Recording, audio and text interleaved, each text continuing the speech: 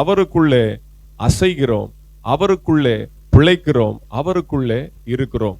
இன்னும் உங்களுக்கு ரொம்ப பெஸ்டா, உங்களுக்கு ரொம்ப புரிகிற மாதிரி ஒரு எக்ஸாம்பிள் சொல்லணும் அப்படின்னா, பார்வோன் எகிப்துல ஒரு கட்டளை போடுகிறான். என்ன கட்டளை போடுகிறான்? யோசேப்பை கேட்காமல் ஒருவனாவது தன் கையையாவது காலையாவது அசைக்க கூடாது.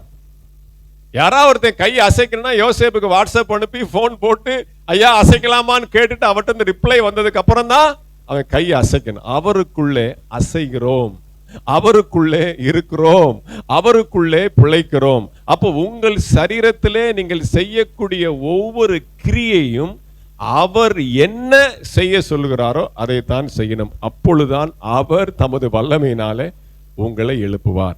இந்த சரீரமானது என்னுடைய மாம்சத்தின்படி, என்னுடைய இரத்தத்தின்படி, என்னுடைய சுய இஷ்டத்தின்படி செயல்படுமானால் அவர் என்னை எழுப்ப மாட்டார்.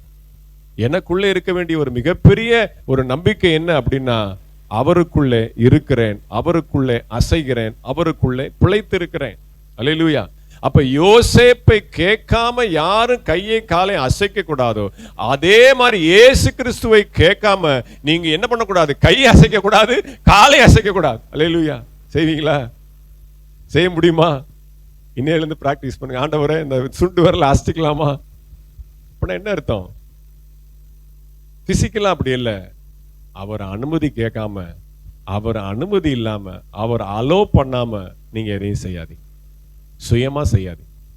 அதுக்காக எல்லாருமே எகிப்துல இருக்கிற எல்லாருமே நம்ம யோசேப்பிட்ட வந்து கேட்டுட்டு தான் கையை காலம் அசைக்கணும்னா எல்லாம் அப்படியே ஃப்ரீஸ் ஆயிடுவான், ஐஸ் கட்டி மாதிரி ஆயிடுவான், லோத்துடைய மனைவி மாதிரி உப்பு தூண் ஆயிடுவான். அல்லேலூயா.